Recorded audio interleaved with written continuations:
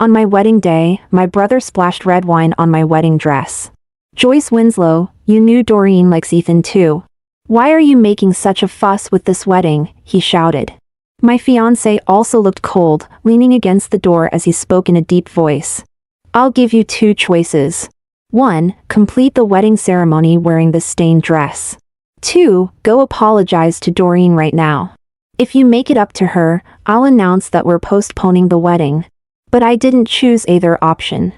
I chose a third path. Wearing my wedding dress, I stood before all our family and friends and announced that Ethan Ashford and I were calling off the engagement. Brother, lover, sister. I gave up everything. But after I left, I heard the news the heads of two major families in City A had gone mad. They searched the globe for top designers, attempting to restore a wedding dress stained with red wine. Ding! webnovel reminds you to click the subscribe button in the bottom right corner to read the complete novel. When Liam Winslow stormed into the backstage area, I had just put on the wedding dress I'd been treasuring for 10 years. Before I could even stand in front of the mirror to admire it properly, the young man who looked so similar to me kicked open the door of the dressing room. Joyce Winslow. Are you out of your mind? I've warned you so many times, yet you still insist on having this bloody ceremony. You know full well that Doreen fancies Ethan too. Are you deliberately trying to hurt her? Do you have any idea how much she's been crying at home? He shouted at me furiously, completely oblivious to how my gaze shifted from initial delight to sudden dimness as I looked at him. So, it was all about Doreen again.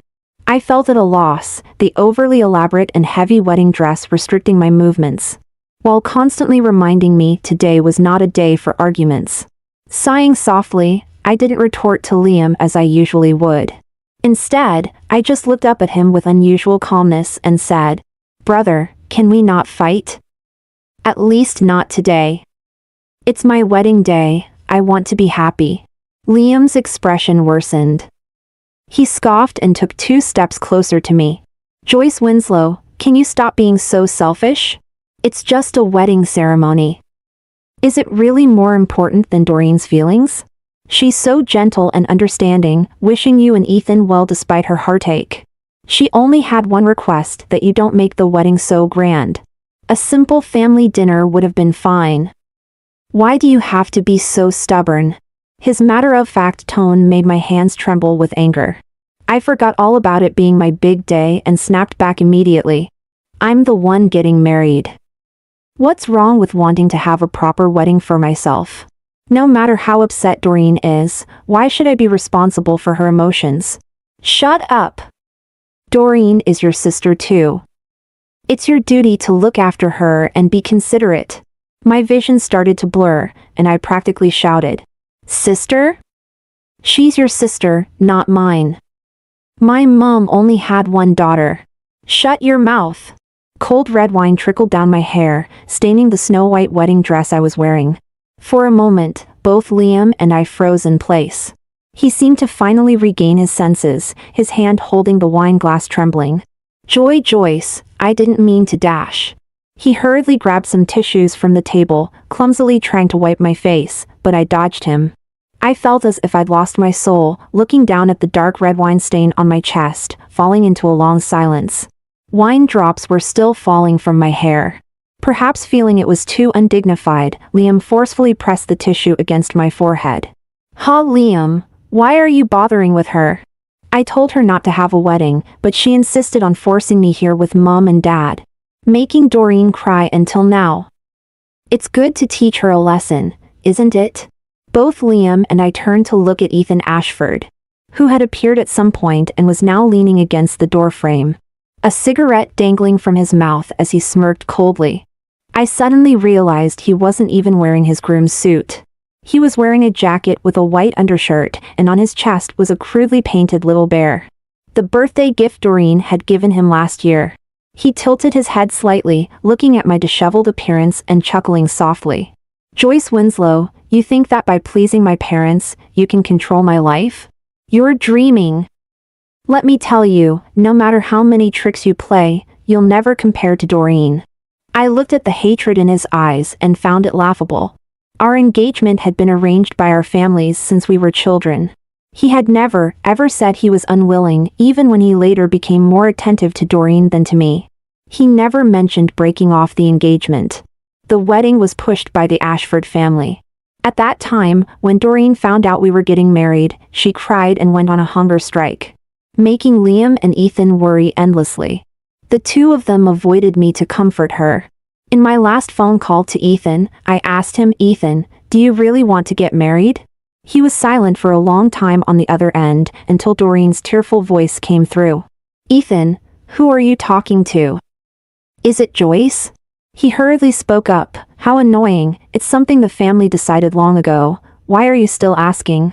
"Don't call me anymore." Mr. Ashford said not to worry, he would arrange the wedding, and Ethan, he would persuade him. Seeing Ethan's behavior today, he must have been scolded by his father and was deliberately embarrassing me out of anger. I laughed softly, taking the tissue from Liam's hand and gently wiping away the remaining wine stains on my face. Joyce, has your fiance arrived? The officiant wants to arrange for you two to go on stage." "Oh no, your wedding dress." My bridesmaid, Lola Stone, came running in frantically. Seeing the scene in the dressing room, she nearly fainted. She widened her almond eyes in disbelief, looking at me, then at the two men, immediately understanding everything. "You two bastards, are you bullying Joyce again?" Before she could claw at Ethan's face with her outstretched hands, I quickly grabbed her arm. Lola's father worked at Ethan's family company. This wasn't worth it, not at all. But Ethan seemed to misunderstand something. He looked at me standing in front of him, his eyes momentarily bewildered. Then, he lowered his voice. "I'll give you two choices. 1. Complete the wedding ceremony wearing this stained dress. 2. Go apologize to Doreen right now. If you make her happy, I'll announce to everyone that the wedding is postponed. And we'll have someone rush to make you a new wedding dress. You choose." He spoke as if giving me options, but his face wore a challenging expression, as if waiting for me to argue with him. Lola was so angry she was crying, staring at him like she wanted to eat him alive. But I, from beginning to end, showed no sign of anger. I raised my head, looking straight into his eyes. "No need, Mr. Ashford. My wedding dress was made for me by my mother before she passed away. I don't think you can find a better designer than her." Thud. Liam bumped into the dressing table behind me. I turned around and met his shocked eyes. His lips were trembling, unable to utter a word. I ignored him and continued speaking to Ethan. "So, your two options, I don't want either of them." I walked alone to the stage, holding a bouquet of flowers. Standing in front of me were only Ethan Ashford's parents. My own parents had passed away years ago. Apart from my brother who had just thrown a glass of wine in my face backstage, I had no blood relatives left in this world. Facing the astonished looks from everyone present, I calmly took the microphone from the host. "I apologize for appearing before you all in such an unseemly state. Please forgive me." Ethan had finally reacted and hurried onto the stage to grab my arm. "Joyce, what are you trying to do? What you want to do? As you can all see, my fiancé Mr. Ashford hasn't even changed his clothes. He claims this wedding was my scheme. Well, consider this me no longer scheming. I hereby formally announce that Ethan Ashford and I are calling off our engagement. From this day forward, whether he marries or I wed, we shall have nothing more to do with each other." With that, I tossed the microphone aside, shook off Ethan's grip on me, and turned to leave the stage. Behind me, the venue erupted into chaos. In front of me stood Liam Winslow, still looking panicked and pale. He tried to reach out and stop me, but hesitated when he saw the glaring dark red stains on my wedding dress. I didn't pause for anyone. I threw aside what remained of my bouquet and brushed past Liam. At the entrance, an angry Lola had already pulled up in her car. "Joyce! Get in!" It wasn't until I was seated in the car that I realized my hands were shaking. In the rearview mirror, I saw a tear-stained face with slightly smudged makeup. Lola handed me some tissues while cursing Ethan nonstop. "He used to be such a lovely boy when we were young. How did he turn out like this? He used to like you so much. That scoundrel, changing his heart faster than he changes his face." Her voice gradually trailed off as she saw me bury my face in the tissues, remaining silent for a long while. Joyce. I'm fine, Lola, really. I just miss my mom. The car fell silent. I leaned my head against the window, watching the scenery change outside. It struck me how much times have changed. It seems I was the only fool who stayed behind, refusing to move on. Actually, Liam and Ethan were very good to me when we were young, truly very good. My mother was a world-renowned wedding dress designer. She used to say she would design the most unique wedding dress for me. That she wanted to see me wear her love and blessings, marrying the man I loved. That year, Ethan and I had just been betrothed as children. He came to hold my hand, blushing, only to be forcefully pushed aside by my brother. Go away! They said when you grow up, not now. The adults around us burst into laughter. I shyly hid in my mother's arms as she gently stroked my hair. Back then, my mother hadn't yet been diagnosed with stomach cancer. There was no sister named Doreen in our family. Everyone I loved was right there by my side. My mother passed away when I was 12 years old. Unable to guess my adult dress size, she handmade her last wedding gown for me, modifying it countless times. In the end, she had no choice but to add adjustable zippers at the chest and waist. This was the final gift my mother left for me. Yet I almost lost even this wedding dress. The same year my mother died, my father brought home a little girl. He said she was the child of his old war comrade, named Doreen. His comrade had entrusted her to him on his deathbed. Liam, Joyce, this is your little sister from now on. You must get along well, understand? I thought I understood, but it was clear Doreen didn't. I had never seen a child like her before. One moment she would be viciously snatching my doll. The next she'd be in tears in front of my brother and Ethan. Do people instinctively sympathize with and trust the weak? I'm not sure. I only know that the two people who initially sided with me gradually began to favor Doreen. Joyce, you can't be like this. Doreen has lost her parents, how pitiful. That's right, Joyce, you should be more considerate of Doreen. You still have your brother and me, but Doreen has nothing. I can't remember how many times I've argued with them. Every argument ended with them angrily berating me for not being half as gentle and lovely as Doreen. Gradually, I became unwilling to argue at all. But this compromise only made Doreen more and more outrageous. She even tried to steal the wedding dress my mother left me. When I saw her dragging that white wedding dress down the stairs, I lost my temper in an instant. For the first time, I raised my hand against her. When she burst into my room with Liam, sporting a bright red handprint on her face. I was still carefully wiping the gray stains off the dress hem with clean water. Sob, brother, please don't scold sister. It's all my fault for upsetting her. She hit me because I deserved it. I still clearly remember the look in Liam's eyes. Disappointed, confused, and even tinged with hatred. He said, Joyce, I never thought you could become so vicious. Doreen had never seen such a beautiful dress before, she just wanted to look at it. How could you be so cruel? I was so angry my hands were shaking as I loudly argued with Liam. This commotion drew our father over as well. Seeing Doreen in tears, he carefully consoled her. Don't cry, Doreen. Dad will have someone make you an even prettier princess dress, okay? After comforting Doreen, he turned and finally noticed I was still standing there. His face immediately filled with embarrassment. Ahem, of course, we'll have one made for Joyce too, all right? Watching him and Liam carefully wiping Doreen's tears, I finally realized belatedly, it seemed I was the outsider. I didn't want a new princess dress. I even carefully hid the wedding gown in a locked wardrobe. It was on that day I suddenly understood that in this world, there was no one left who loved me. Joyce, we're here. I'll go in with you, so that wretch doesn't bully you again.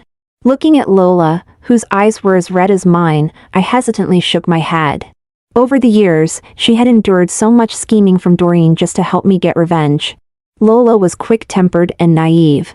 Doreen would set traps right in front of her, and she couldn't even see it. Ethan Ashford, using his position as the heir to the family business, would always side with Doreen, often making Lola cry. I was about to leave this place, and I couldn't let her offend anyone else because of me. It's all right, Lola. I'm just going to get my ID and passport. I'll be right back once I have them. I took a deep breath, lifted my voluminous skirt, and walked into the Winslow family mansion. As soon as I entered, I saw Doreen, whom Liam and Ethan had described as crying heartbrokenly, half reclining on the sofa, twirling her hair and grinning at me. Oh, sister's back? I remember Ethan left less than an hour ago. Did the wedding end so quickly? She then covered her mouth in mock surprise. What happened to your wedding dress, sis?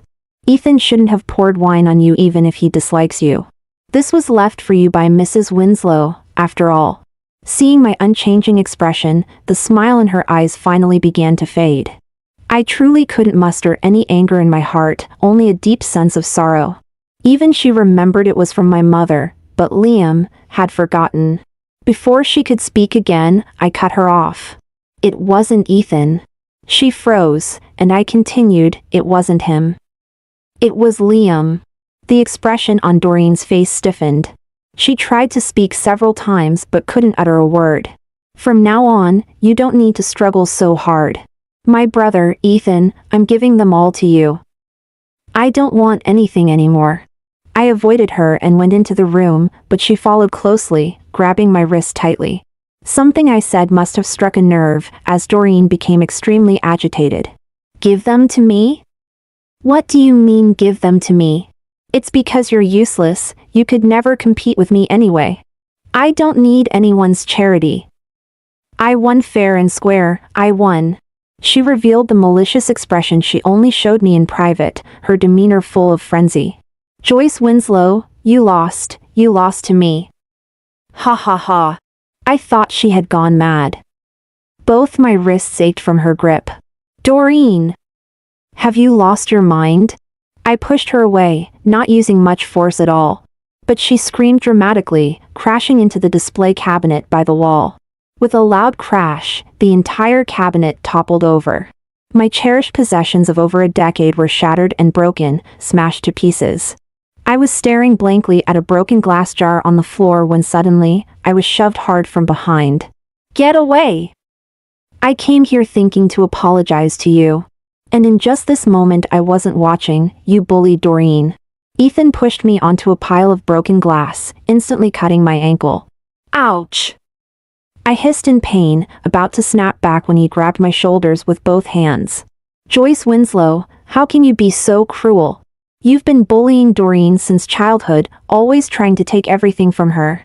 You took her toys, her clothes, her brother, and even me. Now you're trying to take the person she likes. You've already won, everything is yours. I've even agreed to marry you. Why are you still so domineering, refusing to give an inch? Doreen lay crying on the only part of the carpet not covered in shattered glass, her face streaked with tears. Ethan Ashford shook me violently, veins popping on his forehead, his voice full of hatred and desperation. But I lowered my head, looking at the broken glass jar. It had been smashed in half, revealing the pink star-shaped cards inside. My breathing suddenly quickened.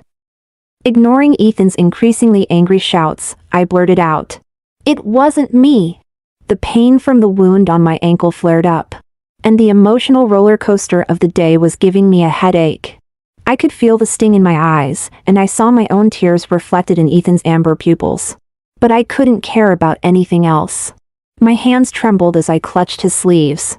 Just like 10 years ago, I wanted to use all my strength to make him believe me. Ethan, it wasn't me, I didn't bully her. She grabbed me first, and I didn't use force, I didn't. There seemed to be a glimmer of moisture in Ethan's eyes. But my own vision was too blurry to tell if they were tears. I could feel his heavy breathing gradually becoming steadier, and he even reached out to wipe my tears. But then, Doreen spoke up between sobs. Ethan, don't hit Joyce. She's right, she didn't use force. I'm just useless and lost my balance, that's why I fell. But Ethan, I think I've twisted my ankle. Can you take me to the hospital? Ethan hesitated, his gaze shifting between Doreen and me. In the end, he pushed my hand away harshly. I'll take Doreen to the hospital first. We'll talk about this when we get back. As he crouched down to pick up Doreen, he sighed and said earnestly, "Your brother and my parents are calming the guests, saying we had a fight and you were just talking nonsense out of anger. Our wedding has been postponed. I've already agreed. If we're having a wedding, we're having a wedding. Stop making trouble. Wait here for me to come back." He kicked the broken glass aside with his shoe, stepping on the card without a care as he brushed past me. Doreen, in his arms, clenched her fist when she heard the word wedding, her eyes full of hatred as she looked at me. I seemed to have lost all sense of pain, crouching down like a soulless person to pick up the card with the shoe print on it. "Don't worry, Joyce. Uncle Winslow and Liam may like Doreen more, but I like you. I like you the most. I only like you." This was given to me by Ethan in class 2 years after Doreen was brought home. Our classmates were laughing and teasing, guessing if he had written some sweet words on it.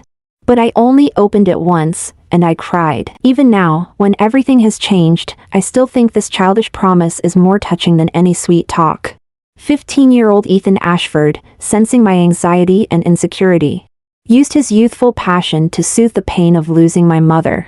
He comforted my gradually depressive mood caused by losing the affection of my father and brother. But after all these years, we've become like this. We've become like this. When Liam's call came through, I was already queuing at the boarding gate. Lola's sobbing voice on the phone made my heart ache. I turned back several times to comfort her, but was interrupted by the ringing phone each time. I finally decided to switch it off early. "Joyce, sob, your wound has just been disinfected, it's not even properly bandaged. You must go to the hospital for further treatment after you land, wah." We embraced each other in tears as I gently wiped away hers. The staff kept urging us, and I finally had to let go, walking further and further away as she watched me leave with tear-filled eyes. To be honest, I was somewhat avoiding the situation, like a protective mechanism in my brain, deliberately ignoring the painful emotions, pushing me not to think about those people and events. It wasn't until I boarded the plane and saw the pitch-black night outside the window that I finally realized I was truly leaving the city where I had lived for over 20 years. I was really going to embark on a completely unfamiliar future of my own. Meanwhile, outside a hospital room in City A, Liam stared at his phone that kept giving a busy tone, his brow furrowing deeper. This was already the 10th or so call he had made to Joyce. In the past, no matter how much the siblings argued, they had never lost contact like this. He irritably rubbed his face. Really? How dare she not answer after causing trouble? His words were harsh, but the concern in his eyes grew heavier. The way Joyce had looked at him when she left the wedding venue today still made his heart ache when he thought about it now. She must have gone home to take out her anger on Doreen because she was upset with him, right? He had lost his temper today, but no matter what, he shouldn't have picked up that glass of wine. Still can't get through? No. Don't worry, she was still fine when we left. Ethan's words became less and less confident. Was she really fine? It seemed like he had overlooked some details. Like, the soft gasp Joyce took when he pushed her away. He had noticed it at the time. It had always been like this since they were young. Wherever Joyce was, she would always be the first to attract his attention. Even if the situation told him there were more important things to do, more pressing people who needed his attention, he would still unconsciously spare a part of his mind to notice her every move. Joyce had already been very off today, yet he didn't ask her about it in time. Her furrowed brow, her eyes slowly welling up with tears, and that desperate look of dependence on him that he hadn't seen in many years. That aggrieved, despairing tone. "Ethan, believe me, please believe me." Ugh. It felt like something had pierced his heart. Ethan suddenly clutched his chest. "Liam, the doctor said Doreen didn't sprain any bones, she probably just bumped herself at the time. You stay with her, I'll go back to check on Joyce." "Wait, I'll come too. You stay here with Doreen." For some reason, he really didn't want Liam to come along. Nor did he want to wait for Doreen to finish her checkup and go back together. He was starting to vaguely feel that something was slipping out of his expectations, developing in an increasingly uncontrollable direction. He still couldn't figure out exactly what it was, he just knew he wanted to see Joyce now. As long as he saw her, he would apologize. It's just a wedding, right?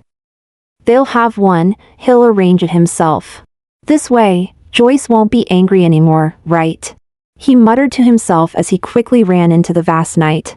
It wasn't until the early hours of the morning that Liam finally brought Doreen home, his face dark with frustration. The doctor had repeatedly emphasized that her foot was not injured, but Doreen still cried, insisting it hurt. She had forced Liam to accompany her through all the examinations, constantly asking where Ethan had gone. Has he gone to find Joyce? She whimpered. Liam had never found his adopted sister so irritating before. Now, not only could he not reach Joyce on the phone, but Ethan's line was also dead. He was already frantic with worry, and Doreen's incessant crying and clinging to his arm only made it worse. Several times, he had been tempted to abandon her and go home alone. But remembering how young she was when she lost her parents, and how she relied on their family now, he couldn't bring himself to do it. That's why he had endured until 2 a.m. As soon as they entered the house, Liam rushed to Joyce's room. But the scene inside stopped him in his tracks. Amidst the chaos, Ethan sat slumped on the floor. In his left hand, he held a card bearing a shoe print. His right hand was bleeding profusely from cuts, yet he stubbornly continued dialing a number. Liam's sharp eyes recognized it as the same number he had been calling all night. No wonder neither of them could be reached. Ethan, what are you doing? Where's Joyce? At Liam's call, Ethan suddenly looked up. It was then that Liam saw he had been crying. This boy next door, in Liam's memory, had never cried like this before. Both his eyes were swollen and red, his nose scarlet, his lips cracked. His expression at first glance seemed blank, but upon closer inspection, it was bordering on madness. Liam's heart sank immediately, terrible suspicions he couldn't bear flooding his mind. His voice shook. Where's Joyce? What have you done to her? Hearing Liam's words, Ethan's eyes widened slightly. After a moment, he suddenly covered his face with both hands, laughing and crying at the same time. Yes, what have I done to her? What have I done? What did I do? What did I do to Joyce? He gently caressed the worn card with his clean hand, repeating the words on it over and over. I promised, I swore, I loved her most, I only loved her. What have I done? Liam was utterly confused. Just as he was about to ask what had happened, he noticed his sister's wedding dress from earlier that day hanging in the wardrobe behind Ethan. A wedding dress, stained with wine. He lowered his head as if stung, but then noticed an even more alarming deep red on the hem of the dress. That wasn't red wine, it looked more like blood. Liam felt his vision darken, his legs nearly giving way beneath him. He almost collapsed to the floor like Ethan. He grabbed Ethan's collar in a frenzy, yanking him up. Where's my sister?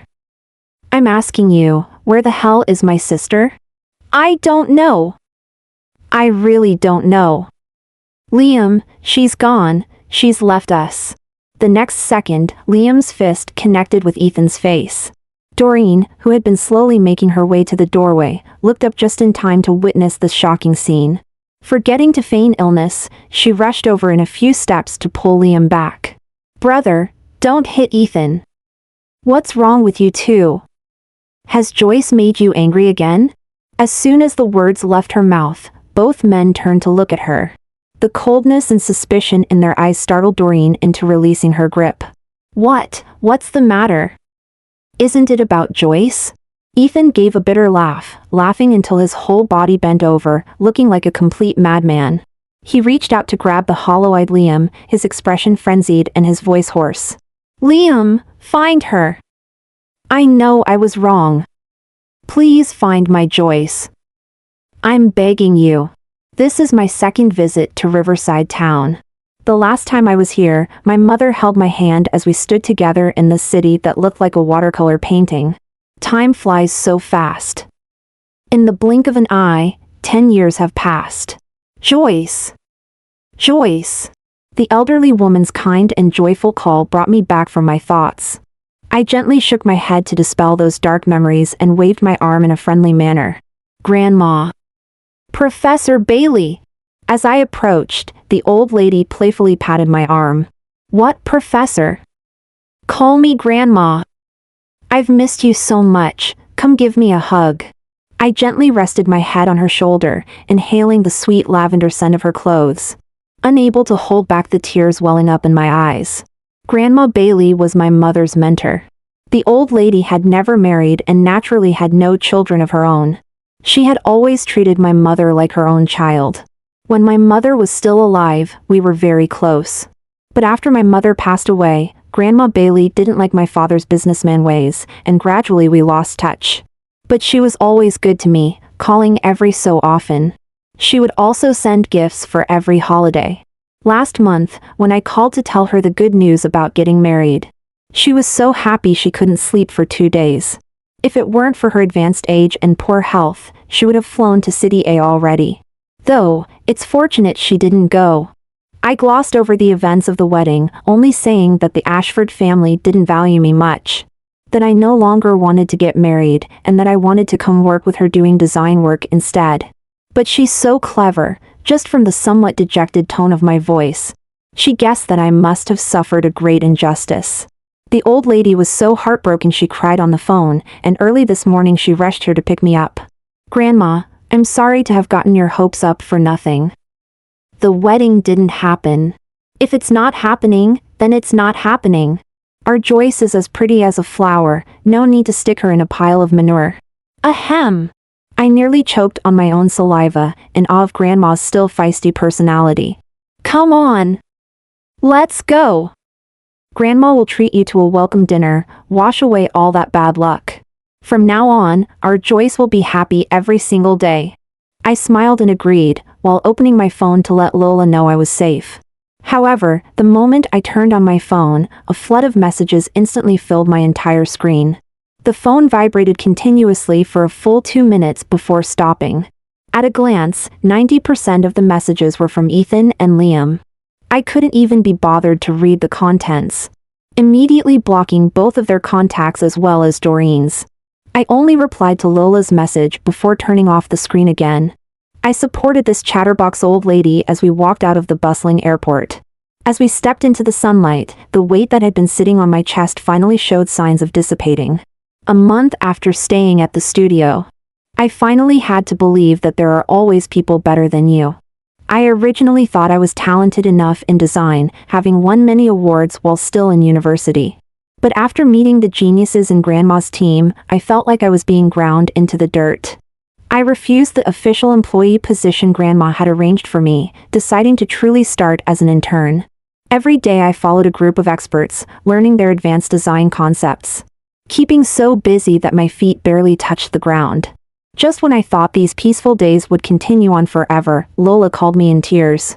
"Joyce, Ethan, and the others have come looking for you many times, asking about your whereabouts." I didn't tell them anything. But, yesterday, my dad secretly looked through our chat history and told them your location. It's all my fault. I didn't think Ethan would be so despicable as to use my dad. Have I caused you trouble? Joyce. Lola's voice was trembling. I quickly tried to reassure her. It's all right, there's nothing to worry about. It was bound to happen sooner or later. We couldn't avoid meeting them forever, could we? I was truly prepared to meet them and clear things up, but I didn't expect them to come so quickly. That evening, as I walked out of the studio, I saw 2 figures leaning against a tree, smoking. One was gaunt and emaciated, the other pale-faced. Lurking in the shadows, they looked like 2 vengeful ghosts. Especially Ethan Ashford. When he saw me, his eyes widened like a dog spotting a bone. He lunged towards me in a few quick strides. Frightened, I immediately stepped back, looking at him as if he were mad. Realizing his rudeness, he stopped in his tracks, not daring to come any closer. "Don't be afraid. Please don't be afraid." "I'm sorry, I was too hasty. I just missed you so much, Joyce." I felt goosebumps all over. "Please don't call me that, Mr. Ashford. Just call me Joyce Winslow." The formal address made his face turn even paler. His lips quivered, unable to form words for a long moment. Behind him, Liam grew impatient and shoved him forward. Joyce, I'm sorry. I apologizes to you. I know it's too late now. But please give us another chance. Come back with us, let us make it up to you properly, all right? I looked at his nervous hand-wringing and found it utterly bewildering. Go back? Make it up to me?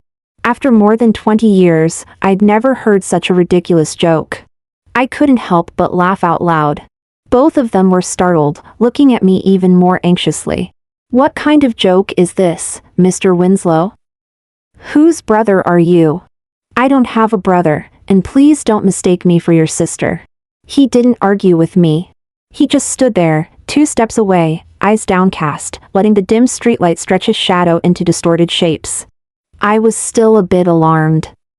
This man had lost so much weight, even his cheeks were sunken.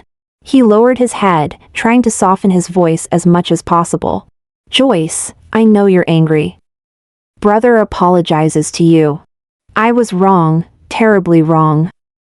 I shouldn't have lost my temper and thrown that glass of wine at you. I shouldn't have bullied you, shouldn't have yelled at you. These past few days, while looking for you, I've been arranging to have a new wedding dress made for you. Please forgive me and come home with me, all right? His words seemed sincere enough, but strangely, they didn't stir even a ripple in my heart. What he owed me, how he had wronged me, went far beyond that glass of wine.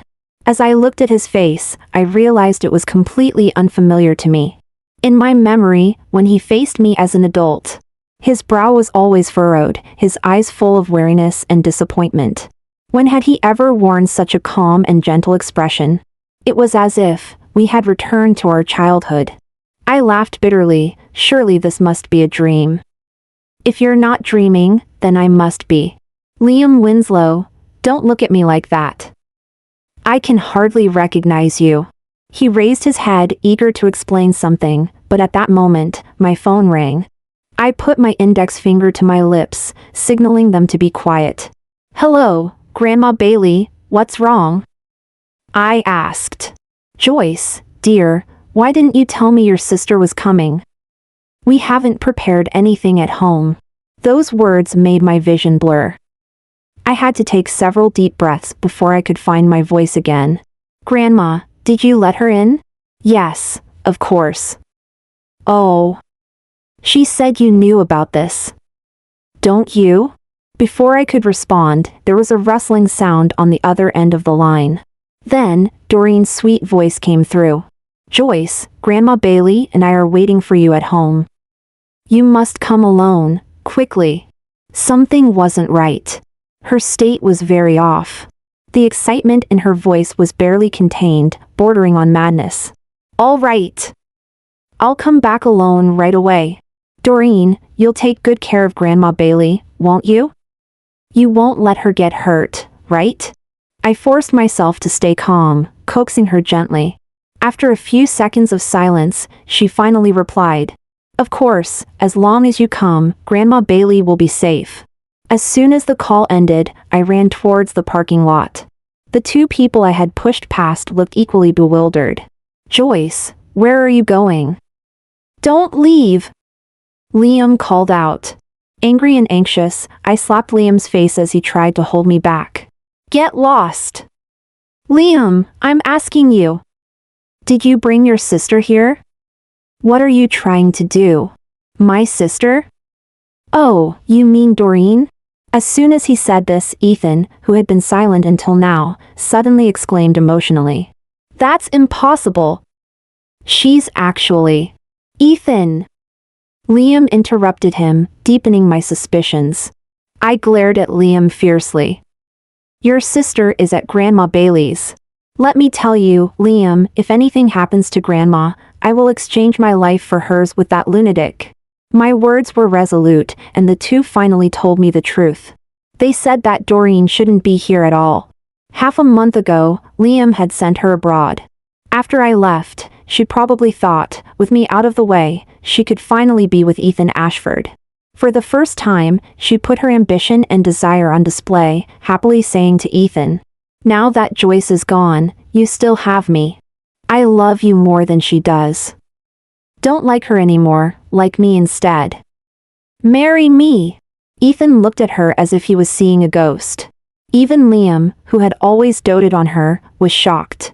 Mrs. Ashford, who had come to the Winslow family to discuss the new wedding date, sneered and glanced at her, slowly saying to Liam, "The cuckoo that occupied the magpie's nest has finally pushed the little magpie out to its death." How delightful! This single sentence changed the expressions of all three people around her. But suddenly, Mrs. Ashford started crying. She pointed at Ethan accusingly and scolded. "You foolish boy! Your father and I have been clever all our lives. How did we end up with such a stupid child? How many times have your father and I advised you? You never listened, always thinking we were trying to control you. I shouldn't have persuaded Joyce to marry you. You don't deserve her." Mrs. Ashford left the house in tears, leaving behind a seemingly awakened Liam and Ethan. And Doreen, who kept crying, saying Mrs. Ashford looked down on her and disliked her for being adopted.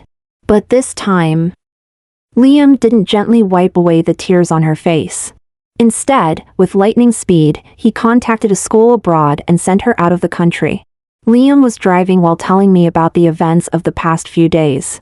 Ethan, sitting in the back seat, clenched his fists tighter and tighter until he finally blurted out anxiously, "Joyce, I truly love you. You're the only one in my heart." I just felt sorry for Doreen because she became an orphan. Shut up! I snapped. I was worried sick about Grandma Bailey and didn't want to hear his nonsense. After being yelled at, they both wisely fell silent. When I got out of the car, they both tried to follow me up, but I refused. I didn't want Grandma Bailey to be hurt in any way because of me. Ethan's hand trembled as he opened the car door. "Joyce, don't say it. I don't need your apology," I cut him off. I opened the tightly closed door alone. Even though I was prepared, I still felt shocked when Doreen grabbed me by the throat. In the corner, Grandma Bailey was tightly bound with ropes and motionless. I struggled frantically, my eyes bulging. "What have you done to Grandma? Why are you shouting?" I just gave her some sleeping pills to keep her quiet. Looking closer, I could see Grandma's chest still rising and falling steadily. I breathed a sigh of relief. "Joyce, did you see my brother and Ethan?" Doreen asked. My heart tightened, and I quickly denied it. "No, aren't they with you?" I was wondering why you came to find me. I don't know if she believed me, but the rope around my neck kept tightening. "Joyce, tell me, how is your life so blessed?" she hissed. "You were born with everything. Everyone cherishes you like a precious jewel. Even when I constantly smeared and framed you in front of them, they still loved you more."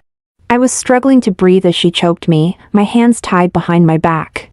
I could only tilt my head back, desperately trying to get some air. "You cough cough you clearly won. How can you say they love me more? From childhood, cough they only believed you, only helped you. They loved you." "Shut up," she screamed hysterically, squeezing harder. "What do you mean they love me? They clearly pity me. Do you think I can't see it? Their eyes are full of sympathy and pity when they look at me. Even so, I had to repeatedly expose my wounds and act pitiful to get it. Why? Why do so many people love you when you do nothing? Look, even this old woman who's barely met you was saying don't hurt Joyce before she passed out. You're so lovable, aren't you? You're laughing at me inside, right? Laughing that after all these years of scheming, I still lost to you. That everyone abandoned me. Today, I'll make you lose what you cherish most." She finally let go and picked up a lighter from the table, walking step by step towards Grandma Bailey. I lay on the ground coughing violently, using the blade I had hidden in my sleeve to quickly cut through the ropes on my wrists. "Joyce Winslow, I'll make you regret this for the rest of your life." Before she could set Grandma Bailey's clothes on fire, I finally broke free and tackled her to the ground. The lighter flew out of her hand and landed on the windowsill, igniting the hanging curtains. The prolonged suffocation left me completely drained of strength. I could only lie pinned to the floor as Doreen gripped my throat. "I'll kill you." I'll show you what happens when you try to steal from me. My chest felt like it was on fire. I could feel my consciousness slipping away. The flames grew larger, nearly reaching Grandma Bailey. I cried in desperation but still couldn't break free. Finally, just before I blacked out completely, I heard the sound of the door being kicked open. Police! Nobody move! Joyce! Doreen, let her go. Ethan Ashford, if you don't love me, I won't let you off easy either. You can all die together. Ah. Gunshots, screams, and sobs rang out around me. Something warm dripped onto my eyelids. I opened my eyes halfway to see Ethan holding me tightly. There was a long, deep gash on his neck, blood pouring out. Beside us lay Doreen, motionless with wide-open eyes and a gaping hole in her chest. She still clutched the razor blade I had dropped. Hurry, she doused the room in petrol. The fire's spreading too fast. Several officers rushed over to help us up. But when I turned my head, I saw Grandma Bailey engulfed in flames. Ah. My throat felt like it was on fire and I had no strength left in my body. But I still stubbornly crawled towards her on all fours. Liam ran to my side, ignoring the officer's warnings. Joyce! Listen to me and get out now. I swear to you, I'll save Grandma. The burning mural on the wall kept falling down in flames. I was forcibly dragged outside by the police. Thick smoke poured out of the narrow doorway. My heart felt like it was on fire too. Grandma. In the chaos, I finally had no strength left to go on and lost consciousness completely. When I opened my eyes again, Lola was by my hospital bed, her eyes swollen like walnuts from crying. Seeing me awake, she cried and laughed and cursed all at once. Joyce! Joyce! You're finally awake. I'd decided that if you died, I wouldn't go on living either. Wah! That idiot Doreen. I quickly covered her mouth with my hand. Though my voice was still hoarse, at least I could speak now. Where's Grandma? Cough cough. Oh, don't worry. Grandma Bailey is fine, just a bit shaken up. She's elderly after all, so they kept her in hospital for 2 days. She actually woke up before you did, she's in the next room. I let out a long sigh of relief. But then my heart tightened again. What about Liam and Ethan? Lola's fingers gripped the white bedsheets tightly. She avoided my gaze, only saying, they're both alive. You know what they say, the wicked live 1,000 years. Those two aren't about to die so easily. I didn't ask further. At least I believed that Lola wouldn't lie to me about matters of life and death. Given her nature, if she wasn't saying anything, it must be because someone had forbidden her to speak. Why should I press her? Lola, let's go see Grandma Bailey, I said. The old lady had truly suffered an extreme shock. When we went to her, she was still asleep, mumbling, Joyce, run quickly. Don't hit Joyce. My tears instantly overflowed as I gently lay on her blanket, crying and shaking all over. Lola stood beside me, seeming to want to speak several times, but in the end, she said nothing. It wasn't until the day I was discharged from the hospital that she hesitantly handed me a letter after much deliberation. This is from Ethan Ashford. He asked me to give it to you, she said. I took it without fuss. Joyce, are you really not going back to the Winslow house? Lola asked. Yes. Without Mom there, it's no longer my home. I plan to take Grandma Bailey abroad. Grandma Bailey has helped me contact a renowned design master overseas who has agreed to take me as an apprentice. It's a perfect opportunity to take her on a trip to relax. Lola didn't try to persuade me otherwise, she just hugged me gently. Joyce, I support whatever you want to do, but don't forget, there's still me in City A. You're not alone. Remember to come back. I nodded quickly, looking at her gentle eyes, feeling that this usually carefree childhood friend had grown up overnight. On the plane heading abroad, I covered Grandma Bailey with a blanket as she slept. Then pulled out the unusually thick letter from my bag. Opening it, I realized, this didn't look like Ethan's handwriting. Although he was generally carefree, he had excellent handwriting, flowing and powerful. But this letter was scrawled messily, like it was written by a primary school student, and one with muscle weakness at that. I had to make a great effort to decipher all the words. Joyce, I suddenly realized it's been nearly 10 years since I last wrote you a letter. It's ironic, when we were young, watching period dramas. I always fantasized about writing you a marriage proposal when we grew up, to be husband and wife, growing old together. How wonderful, how dreamy that was. Joyce, I'm sorry. I think, in the long days past, I had forgotten the promise I made in my youth. The word love is easy to say, and young people's vows are never short of the words love and affection. But please believe that the 15-year-old Ethan Ashford was sincere.